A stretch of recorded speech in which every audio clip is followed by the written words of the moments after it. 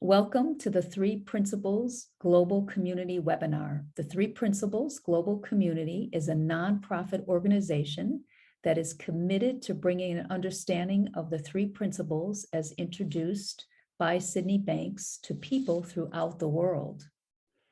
And today we are blessed to have Ami Chen Mills-Naim with us. She's going to be talking about Journey with No Destination. So a little background on Ami.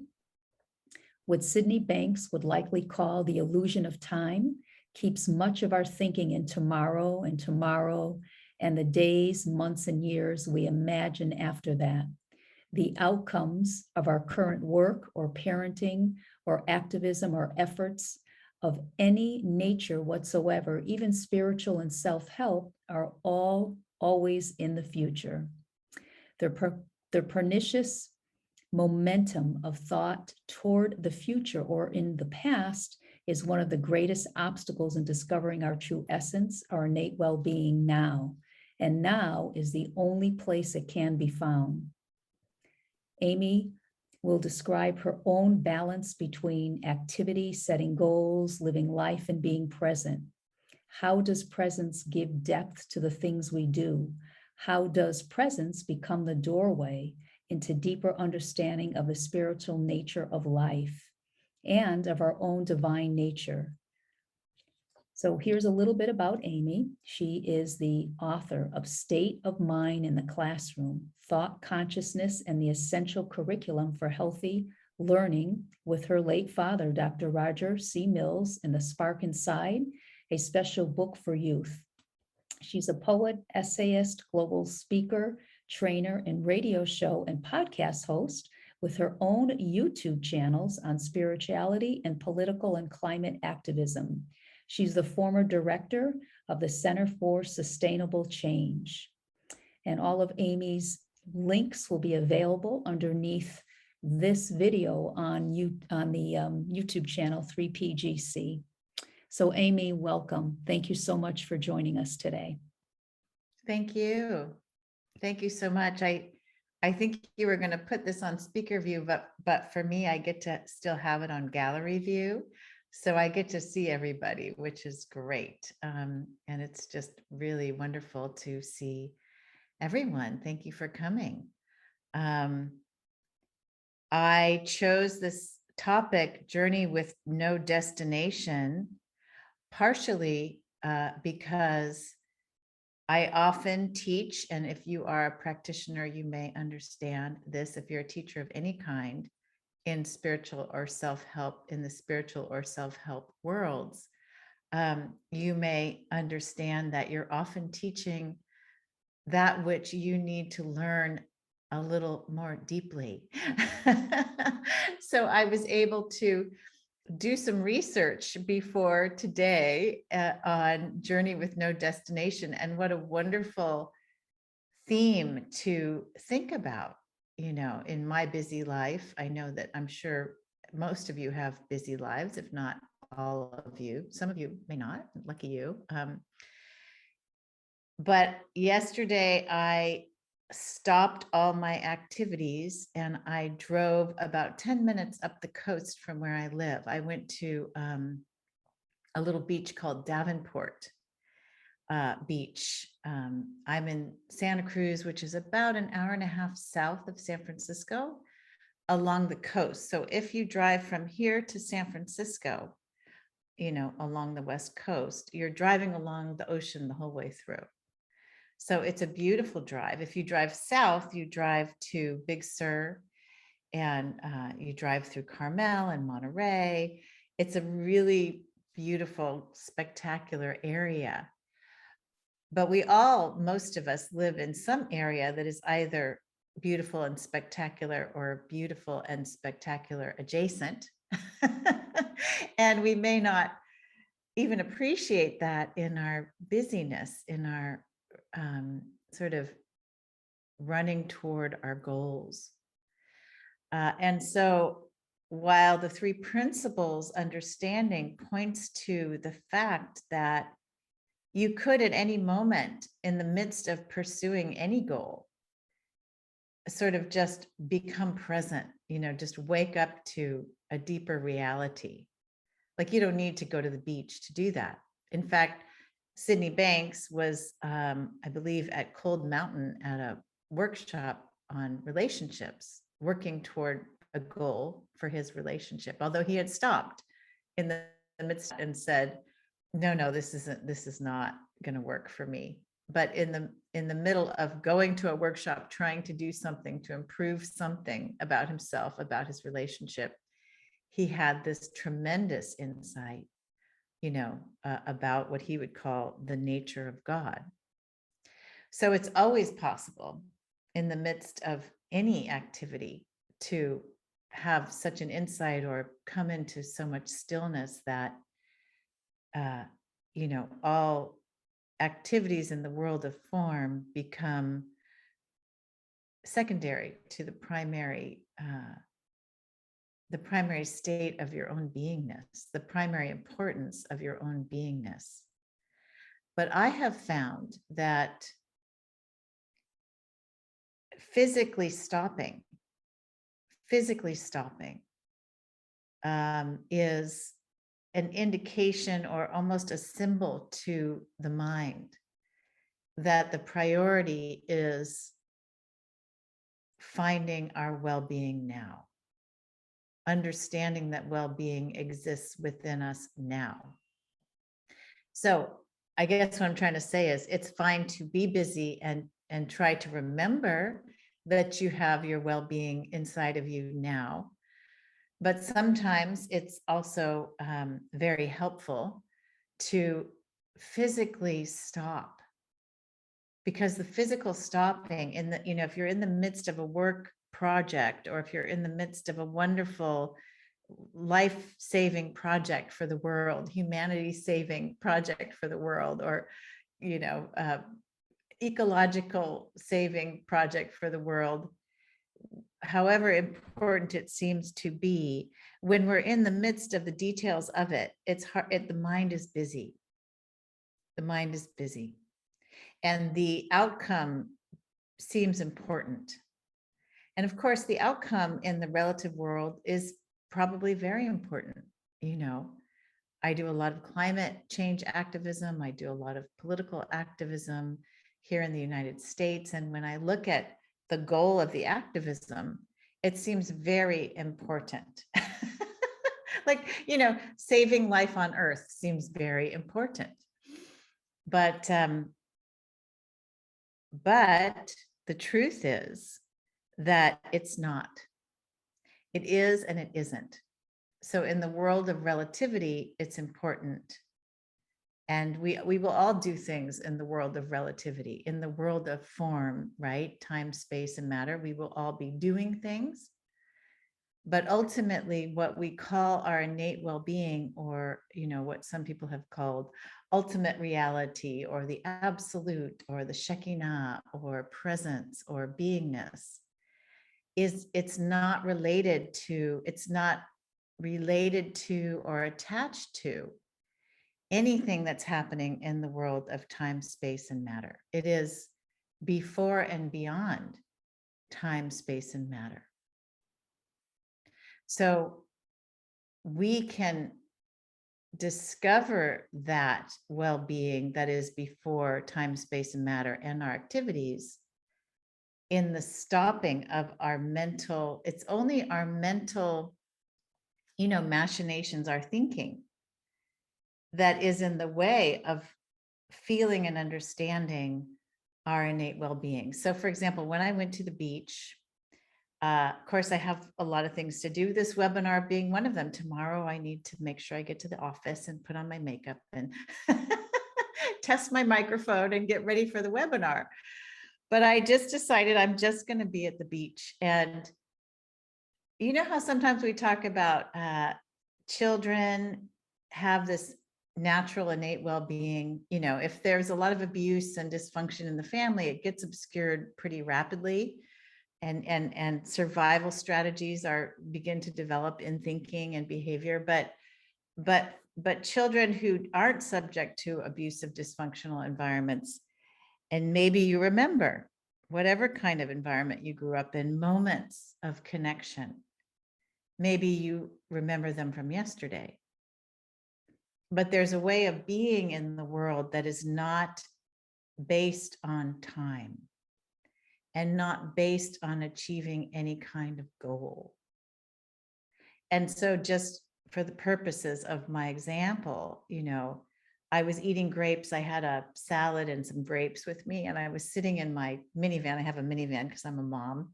And I'm sitting in my minivan eating salad with the door open and the ocean there on the right. Very windy day. So I sat in the van. And I was thinking about grapes and how amazing it was that we have grapes. What a remarkable thing that God made grapes, and, that's where your mind goes, really, right? When you're in this timeless space is into appreciation and gratitude and wonder for what is. And then I walked up the cliffs, and then I walked back, and I had a little conversation with a man who was sitting on this couch that people had just brought out to place, just this like a living room couch right on the cliffs there. And I think more so than any particular thoughts we have, there is a sense or space of silence. It's like an inner silence. It doesn't mean we don't hear the ocean and we don't have a conversation and we don't have a thought. But the inner silence, which is a state of, it's almost like a warmth, or people say presence. I think that's a lovely term. A feeling of our own presence. That's really what I'm speaking to.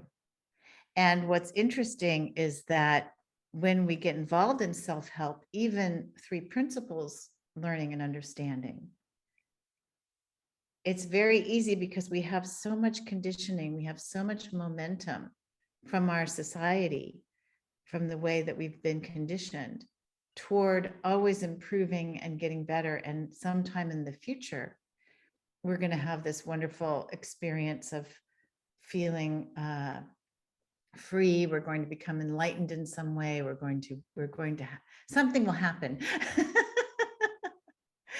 And that's regardless of even how good our teacher is, there's a way that we will futurize our own well-being. And so what that does is it creates in our minds an obstacle to realizing the well-being that exists now. And I'm just going to share one more story, and then we can maybe go to questions, and I'll see if anything else comes out of my mouth. But I have 2 primary teachers, Sydney Banks and Gangaji. And I went for a silent retreat once with Gangaji. And it was funny because I had this 3 principles sort of conditioning about silent retreats. Like, well, we don't need to do a silent retreat because we all have well-being and blah. But anyway, I went. And it was interesting to not be able to socialize. Like I could see how that could be a distraction, from just sort of settling down within one's mind. So I began to appreciate the idea of a silent retreat. But we would meet with Gangaji every morning and every afternoon. And then there were small group meetings with talking and questions and dialogue happening. And I had the opportunity to be in a small group with Gangaji, and I said something to her, and I don't remember what my question was, but she looked at me and she said, "What is always here? What is always here?" And it just felt like it went in me, so deeply. And I left that meeting and I was wandering around the lake, beautiful lake, Fallen Leaf Lake, which I'm not sure if the fires hit that lake, but I know they got very close this summer. And I realized when she said that after, leaving the room, that the silence that I had always experienced from childhood inside myself, that's what she was speaking to. And I saw this uninterrupted energy of silence inside of me. And this is what we all have: uninterrupted silence, obscured only by the noise of our minds, the noise of our thoughts, the thought of I'm not good enough, I'm not enough, I need to get to A, B, or C, or achieve this, that, or the other, whether it's a thriving coaching practice or whether it's millions of dollars. I mean, we just look around and we see where everyone's, got some goal, got some goal. So this goal setting thing is, again, it's something that we transfer to our spiritual and emotional development. Now we have goals for ourselves in terms of our spiritual and emotional growth and development. And again, we overlook what is already here, that which is already here, which we have heard Sydney Banks talk about. Everyone is already enlightened. They just don't know it. Everyone is sitting in the middle of mental health. They just don't know it. So I do have goals, I do have projects. I sometimes get caught up in those projects.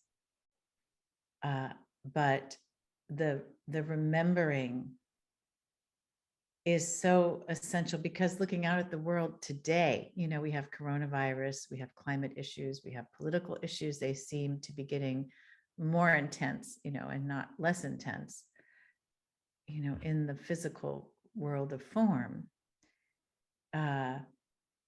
If we want to hook our well-being to any of that, we're going to be in big trouble. Now, I'm someone who believes in engaging in a way that might be helpful and useful. I believe that we're all contributing on one level or another to what happens in this world of form. And so I want to contribute in what I hope is a positive way.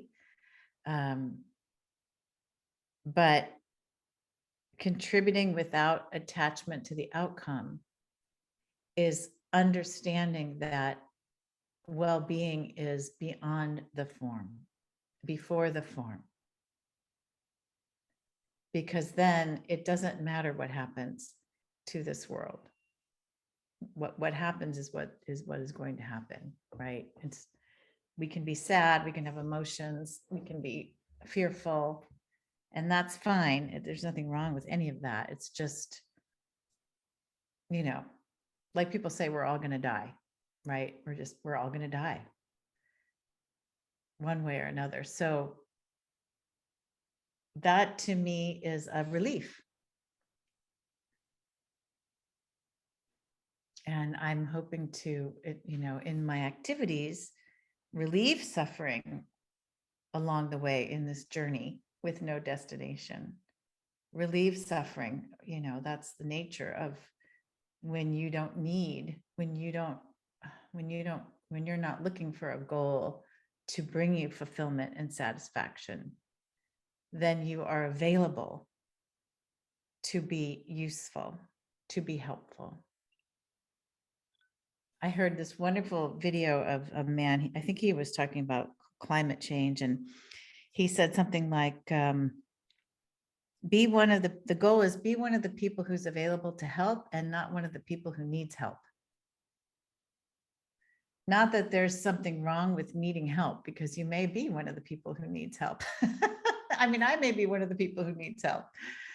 But if we can see that we can play either role and maybe intend to be one of the people who can be of help, then that seems like a good quote unquote goal. But being of help is, again, coming from, this place of innate well-being. Just being that, just being that is being of help. So I see quite a few people here. I would love to hear from anyone. If you have any questions. Some of you may know that Roger Mills was my father. I was going to say a few words about his wife, Clytie, my stepmother, who passed away last Monday. But I'm not feeling quite ready. I've been asked to write something about her for 3PGC, and so that will come out in a newsletter. And I think I'm going to save my thoughts for that because I want to do her justice. So I am just, Amy, I am just overwhelmed. Virgil Wood here. hi, Virgil. I've heard so much about you. It's not true. It's not true. Amy, I am so indebted to your father's legacy. Yeah. And, you know, I spent time with him there in Santa Barbara. I And, know you have spent time with him. I didn't know the details of oh, that. yes, I Yeah. spent a lot of time with him, as well as with Sid. Uh-huh. I have Good. about Yeah. 3 hours of my conversation with Sid. Yeah. But the thing I wanted to ask you is, I was always delighted and struck when he talked about your paternal grandfather. And he was a Presbyterian minister, as I understand it. Oh, my father's father? Yes. Oh, no, he was not a minister, but his father may have been a minister. I know my grandmother's father was a minister. Okay. That would be Mhm. then who he was probably referring to. Yeah. And I was later on just wishing that we'd had more opportunity to go deeper into that. There is a bridge, in my experience, what I got from Roger at 90 years old, right? At 90 years old, I just had my 90th kindergarten graduation. And I wanted to tie that to something you said that I love so much Mm. about being available to help. But I also, for me, it's been also being available to be helped. Mhm. I Yes. think there's always some gift that I lack that the most unsuspecting person could give me if I saw in them something that I could be for them out of whatever gift I have or could be. And in the process of trying to give a gift, I'm receiving a gift. That Mhm. it's just something out of my memory of your dad, as he talked about. As I was thinking it was his own father, but I don't remember all the details anyway. But apparently it was some other. I know he was I believe it was a Presbyterian minister, as I recall it. Well, That that would have been his grandfather because it was his mother's father. okay. And I don't, I mean, you know more about that than I do. He Uh, didn't talk to me about that. So you know more about that than I do. Oh my Lord! Oh my Lord! It may be that I'm something of an itinerant preacher myself. Yeah. And there were some questions I may have asked him, you know, but I remember so richly. What year did Roger actually leave us, Amy? He passed in 2010. 2010. Yeah, it was 1 year after Sydney Banks passed away, in the same month, even in Same. May. What month would that have been? In May. In May. May of 2010, your dad passed, and Sydney passed in May of 2011. 2009. Oh, I see, 2009. Sydney passed. I had a email. I'm getting back with David now, his son, Sydney Banks' son, David. Dave Banks, yeah. Dave Banks, and we'll be doing some stuff together. Well, thank you so much. I just had a notice from Dave Nichols and Charlotte that you were on. That's I found you today, and I'm so delighted to see how you're carrying on this work.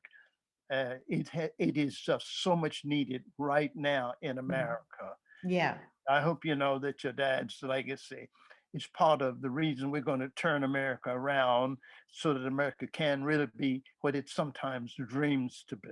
Yeah, that would be a really a wonderful thing. The American dream is something that we're still working on and has never been realized. So Well, oh yes, it has. The elders, Roger realized it. Oh, no. Well, I mean this, Visualize is a I part of mean it. this as a national sort of statement, not in terms of Oh, communities. no. The bigness of his soul, the Mm. bigness of his soul, the technology allows us to help people understand the bigness of the soul of people like Roger Mills can impact our times. The technology allows, but you'll not have a private talk about that sometimes. I'm just so excited about it. And, I worked with Martin King for the whole time of his national work, and then his father for another 16 years. So there's so much we know now about the dream. Martin talked about the dream as being his dream, the last speech of his, his life on earth, the night before, rather. And he never realized that dream was not his, really. The dream does not belong to us. It belongs to the giver.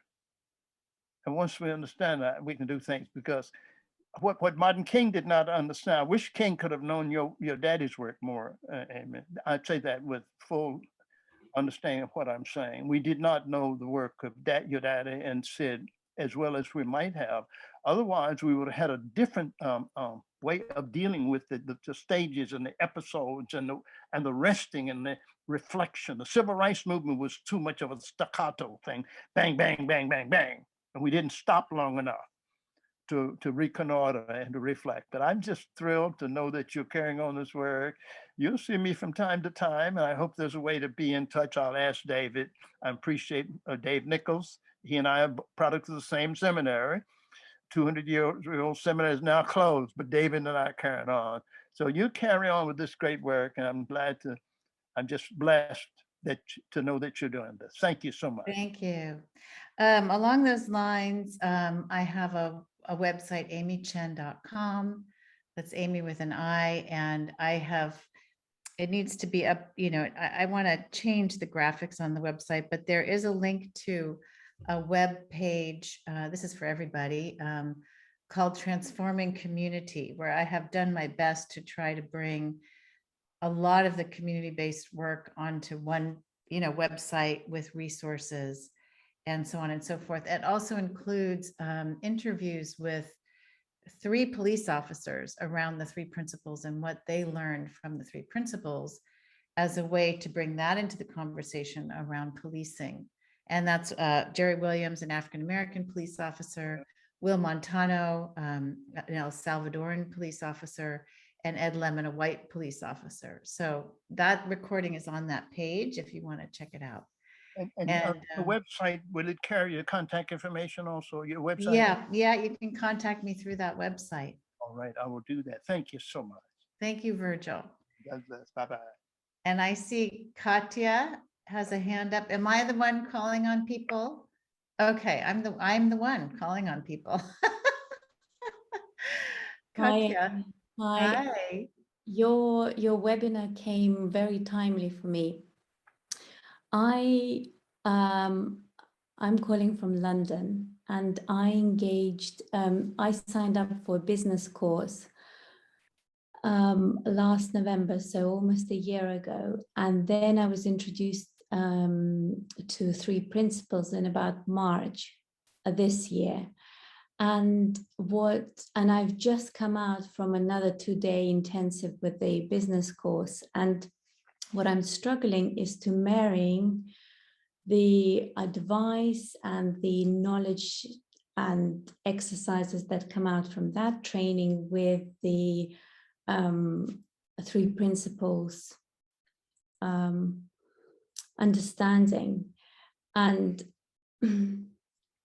sometimes there is sort of almost a clash. Yeah. And for, simple things like they ask you to see yourself at step 1 in the future, step 2, step 3, then come back to now, then do that again.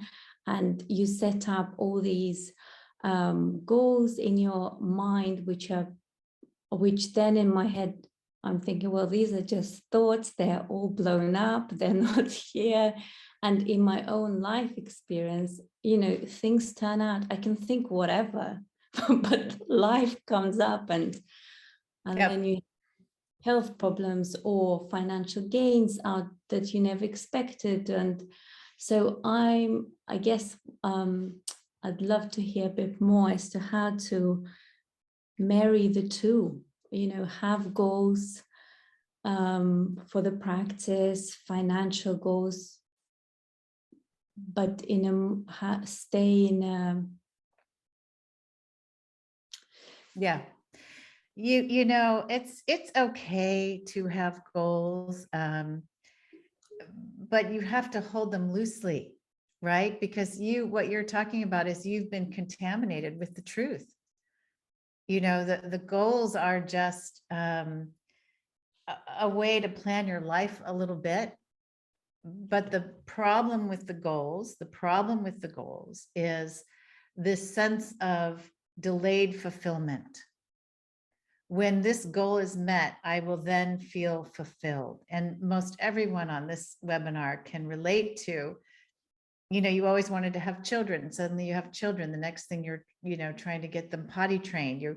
It's when you reach a goal, even $1 million, let's say, there may be a moment or a week or a month or longer of, Papa G calls this the state of desirelessness.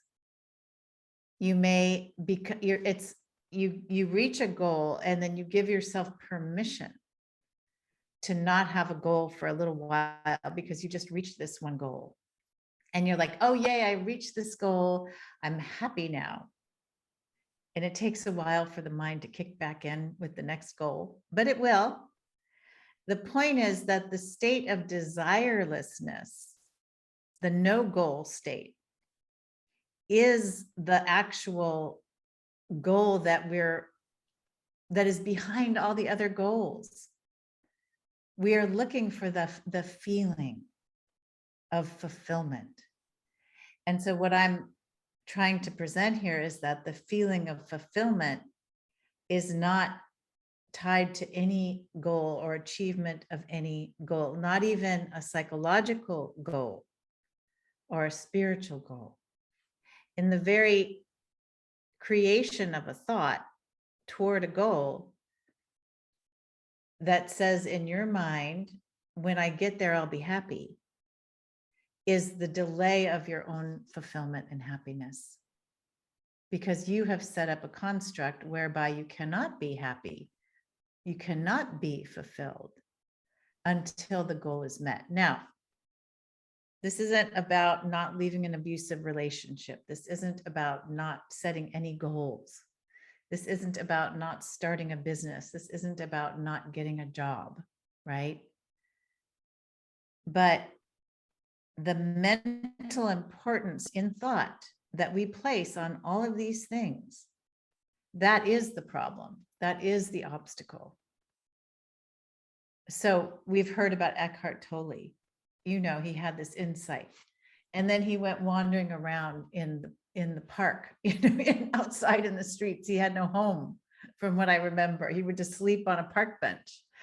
That is the depth of fulfillment that is possible without any external, props or helps or aids or achievements. I mean, same thing with Byron Katie. She went wandering around and through the deserts, and I think she gave her house to someone at one point. She just gave her house away. So what that speaks to is the depth, the level of subconscious thinking we have about what is needed for our happiness. I'm just bringing up these two examples to present a contrast. The wandering around in the park and wandering around in the desert with no particular goal. Now, eventually things started to organize themselves around Eckhart Tolle, and he wrote a book and he started to tour, and same thing with Byron Katie. Same thing with Sydney Banks. I mean, he kept working. He didn't see a reason to leave the welding factory. And then finally it sort of became more obvious, but it wasn't like he was thinking he had to go do something else and not be a welder. So There's also, I think it was Aaron Turner once brought up the phrase to me. We were having a conversation. He said, there are wisdom goals. A wisdom goal is different than a personality goal or an ego goal. And I had never heard that before. And I thought, oh, a wisdom goal. So what is a wisdom goal? I don't even know, but I was assuming, I'm assuming, and I think it has to do with, for me, this is what feels right to be working toward. And we can do it at a pace. Sometimes we're going to be busy, sometimes we're going to be on deadline, and that's just a fact of life, and that's okay. It's when we attach our well-being to that goal, even a wisdom goal. The goal of the three principles community has been to shift the level of consciousness on Earth, so much so that we could see, some real fruits from that. And I look at the world and I'm like, oh gosh, doesn't look good. I'm not sure how many people are raising their level of consciousness, to the point we were hoping for in our lifetimes. But who knows what we're not seeing and what's happening out there. But it seems like a good goal, a good wisdom goal, right? Which is different than being useful, being of service. It can be corrupted by the ego.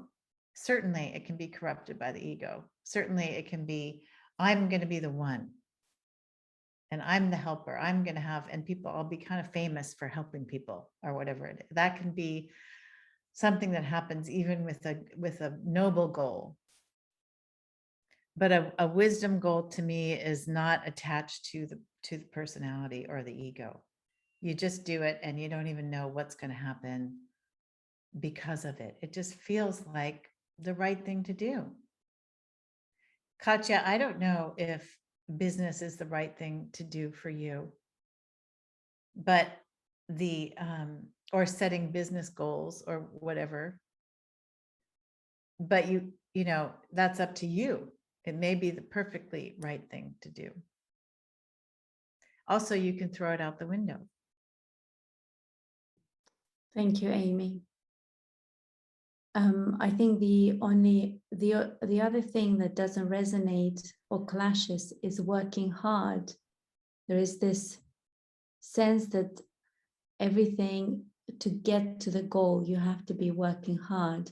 Right. But in my experience of life, actually, the most amazing stuff that I achieved came out with not so much effort, not the banging on the closed door. So this is also an interesting contrast. And I'll stop there. I know I'm taking up. No, but it's really good. It's a good conversation. You have been corrupted by the truth. And it's, we can be corrupted by the truth and then not follow the truth. Go back to the patterns and the habits, the social conditioning, the momentum. So I encourage you to follow your truth, follow the truth. Yeah. Thank you very much. Yeah. Thank you. A really good topic, I think. Anyone else? Oh, there's something in the chat. I haven't looked at that. Oh, something, Dr. Wood. Okay. Well, that I don't have to answer that.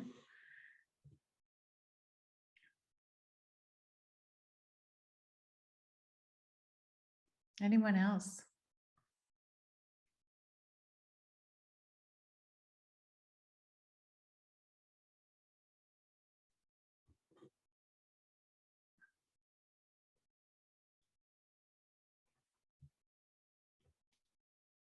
Did it make sense? Does it make sense? Does it seem confusing? It makes sense. Hi, Dave.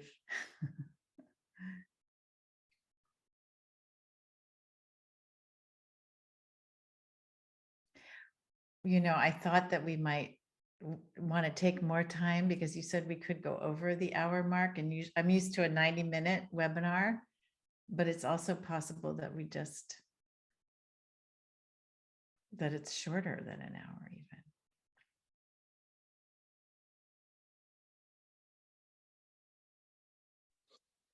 even. I just like to to speak to what you've said. I love the wisdom goals and the ego goals. It just so resonates with me. And since I've been working with the three principles now for about 5 months, it only took me 40 years to hear the three principles. I didn't live that far from Sydney Banks in the 70s. He went to a place called Cold Mountain before he had his enlightened experience, I think in 73. I went to a 3-month program there in 76. I didn't become enlightened, but certainly it helped save my life. And I somehow missed Sydney because he would come to Vancouver and do talks, and I somehow either didn't know about him or just missed him because I was busy doing other programs. About 4 or 5 years ago, a friend who was into listening to Michael Neal suggested that I look into that, and it didn't resonate. I was too busy doing other stuff. Fair enough. About 5 months ago, somebody I'd been following whose life had gone from being in abject poverty to having everything she wanted, hit this wall of depression. And then she went to work with Michael Neal and came out with the understanding that it wasn't about the stuff. Her wellness had nothing to do with stuff. And she really encouraged people to get to that place as soon as possible so that they could actually touch their wellness. Yeah. And since I've understood that wellness is my birthright, I work with my clients from that perspective.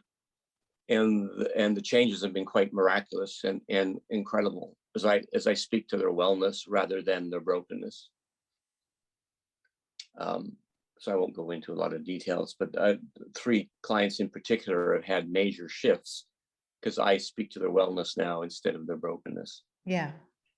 So what you said today is just so touching my heart, and I love the wisdom goal and the ego goal. I'll work with that one. That's cool. Yeah. Thank you, Bevan. And it takes Gangaji used to use this word. She probably still does. She uses this word vigilance, because even a wisdom goal can become an ego goal when we start to get caught up in it, you know. And how do you know? You know by the feeling. When you have lost your sense of well-being while you are pursuing a goal, even what started as a wisdom goal, you know, then what's happened is the mind has created again a pattern of thought, which is that I have to achieve this goal, and my well-being and my self-esteem and my self-worth is related to achieving this goal. That is so common.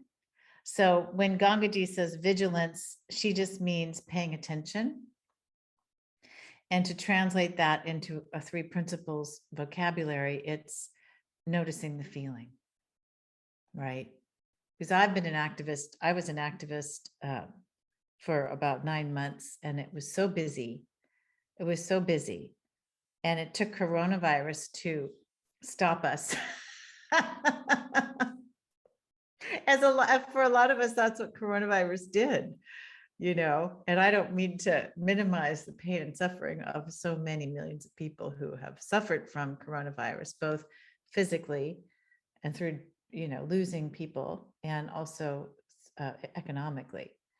But for those of us who have the tremendous privilege of not being affected by it that way, it has stopped many of us. And so I realized, I was really getting caught up in, I have to do this activism stuff. Now I still do activism stuff, but that was like a 40-hour-a-week job when I was doing it. So now it's just a few hours a week, you know, and I could tell because my feeling state was, I've got too much to do. Isn't it like it feels like we will die if we don't do what this thing that we're supposed to do. It feels like the death of us. And that's the point of, you know, vigilance, self-honesty. Would it be the death of me if I don't achieve this goal? Where is well-being? Where does well-being exist? Really? What a relief to go to the beach yesterday, and what a relief. The feeling of presence. What a relief. Several weeks or a month ago, I was out doing errands and I was in this state of joy for no reason, because the day before I was doing errands and was a state of misery. Right. So nothing in my circumstances had changed, except that for no reason I had touched that state of wellness. Yeah. And it lasted for a couple hours until I got home and helped my wife with her taxes, and then I went back into a state of misery. But at least I had a taste for no reason. Right. That is who I could be. Yes. And it was the vigilance of just going, I just feel so fabulous. Yeah. Nothing in my life has changed. What a gift to have a taste from time to time. Yeah, for sure. Yeah. And to be reminded, on these webinars, and having community around this is a good thing. It's the reminder, until you need to be out of community for a while, that too. But it's nice to have some consistency.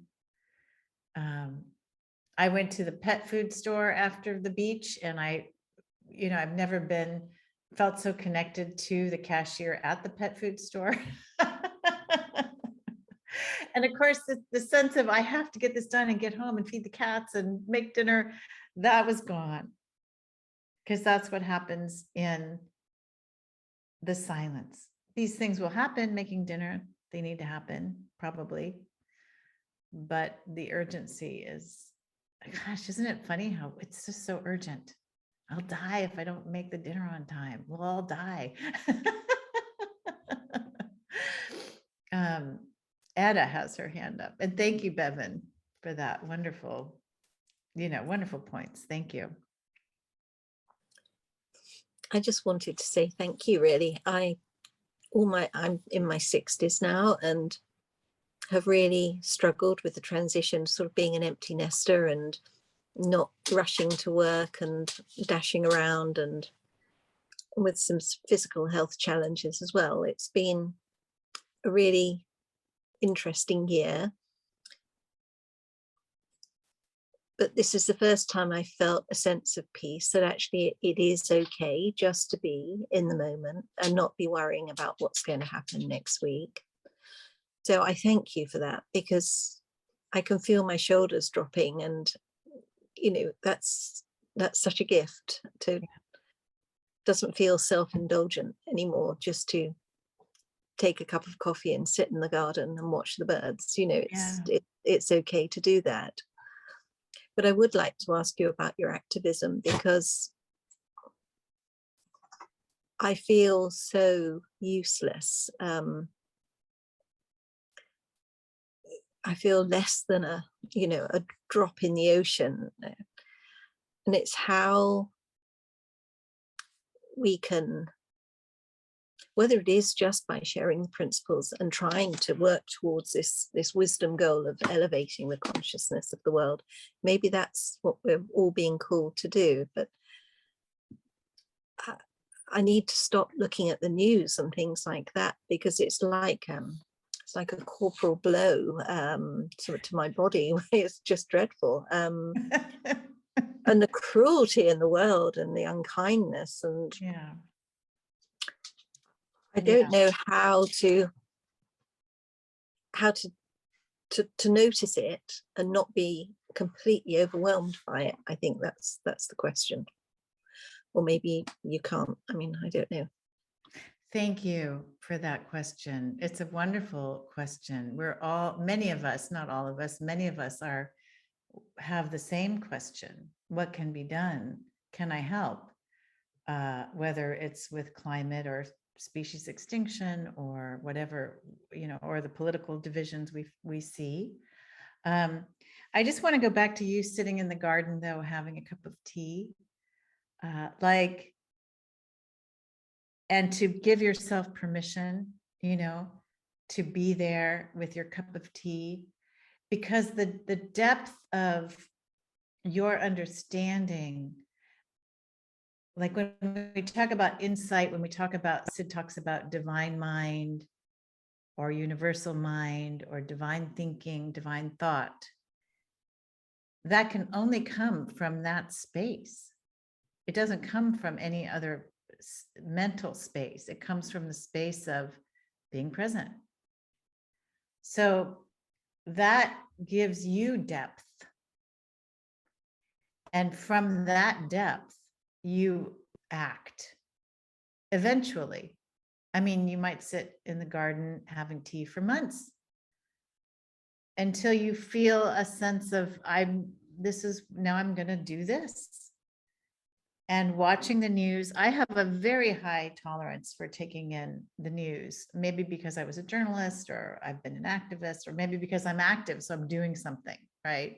Mm-hmm. I have my YouTube channel where I try to parse out the news from a more spiritual space or a more understanding space. But so I have my things, but if you don't have a thing, let the thing come and find you. Thank you. Yeah. Thank you. Yeah. Yeah, good. You're this sitting in the garden, it's helping all of us. Yeah.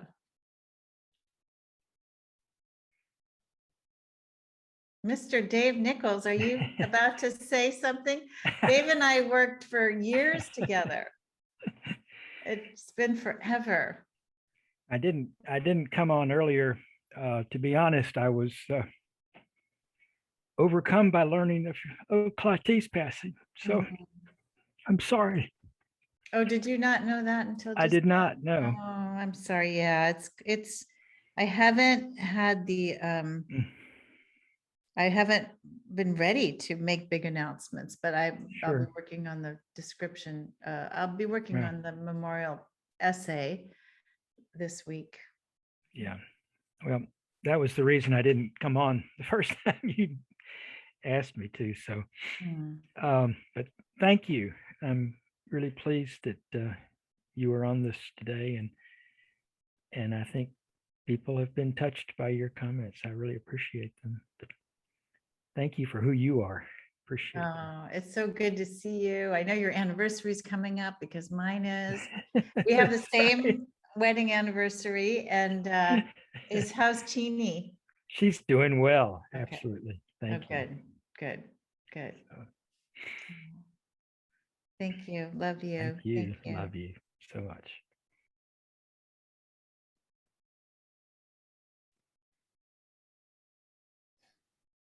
Hi, Amy. I just Hi. I just want to say that when I first got into this conversation, I don't know how many years ago now, like maybe 6 years ago, 6 or 7 or something like that. Your podcast, On the Front Porch, is that what it was called? On the Front Porch with Ami Chen. Oh my gosh, I loved that. And I learned so much from that. And what I find is that every once in a while I'll go back to it and I just get this warm feeling inside because it was like one of my first introductions to the principles. So I just want to thank you for that. Thank you. Thank you for bringing that up because I have most of them. I lost a couple of the episodes, but they're still up on my website under radio show. And so I have all the podcasts from that radio show. And now I'm doing a local community-based show, which is more around engaging. And that might be a good thing for people to listen to if they're wondering what to do. You know, I haven't got all the local radio shows up. It's a local real radio station with a radio tower and the whole 9 yards. But I just interviewed a woman named Justine Lee, who is the executive director of Living Room Conversations, which is a national organization that came out of this incapacity we seem to have any kind of real conversation anymore from the left side and the right side, and how to listen to each other and how to have a real conversation. So I just interviewed her. That was the last show I did, and I'm going to put her on the YouTube channel hopefully as well. I just did a show on money and how someone was talking about where are you? Oh, maybe he had to leave. Bevan was talking about, just, it's so funny because so many of our problems are related to exactly to what we're talking about. If I make $1 million, and then if I make $2 million, and then I need $1 billion, or whatever it is. And so I've been trying to bring that issue to the forefront in the radio shows and on the YouTube channel. And I've been interviewing people who really interviewed and written books about great wealth and what great wealth means for people. And it doesn't mean, of course, we know this, happiness. It doesn't mean that. It means a whole new set of problems, a whole new set of insecurities. Now you have to manage your wealth. You can't lose your wealth. You have to grow your wealth. You're competitive with others who, even if you have $100 million in the bank, the one who has 200 million is looking, makes you upset. So this topic of goals, and attributing our well-being to these outside things, this is the whole problem. It's the whole problem. And my sense of things in terms of activism has been, it would be nice to start connecting the principles. This is just me. I can't tell anyone what to do, but we don't have a lot of time, if any, around not going into complete global catastrophe around climate. And so I feel like starting to connect more, because people work with corporations, people work with wealthy people, so we have that access to say, hey, what are we doing?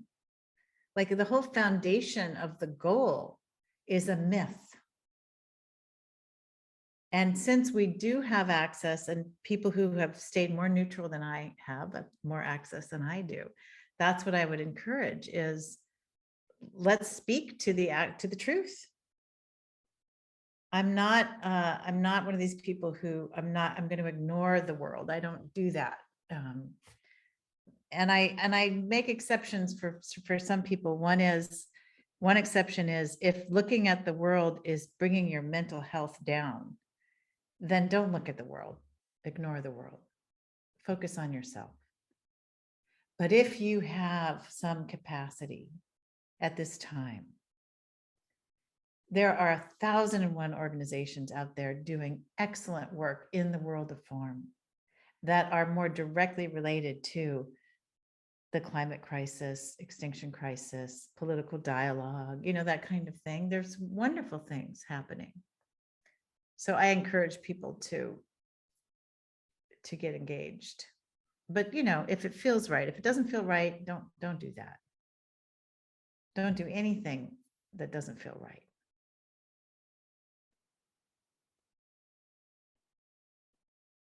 And if it's just, I'm going to donate every month.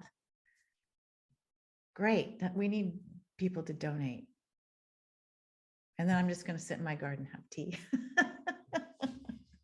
Or you could be like me. If you want to be like me, I'm going to be at Chase Bank on Friday with my signs, and we're doing civil disobedience. We've learned the steps to staying alive that were put together by Extinction Rebellion, and we'll be doing that in front of Chase Bank. So come on down.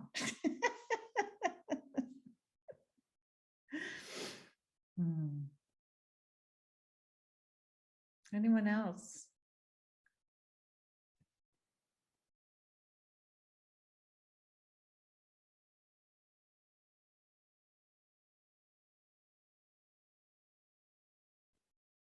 It looks like we're about ready to wrap up. We're good. Yeah, we just did it in time too. That's great. Absolutely. Wonderful. Thank you so much. Thank you everyone for all of your questions. And I just got so many great insights myself. Good. Yeah. I mean, the main thing is, how many thoughts do we have about how we're not good enough? That's really the internal dialogue. It's all made up. It's all made up. Even the self-concept that the person we think is not good enough is made up, right? So just in the silence, that is apparent. That is clear. So anyway, Absolutely.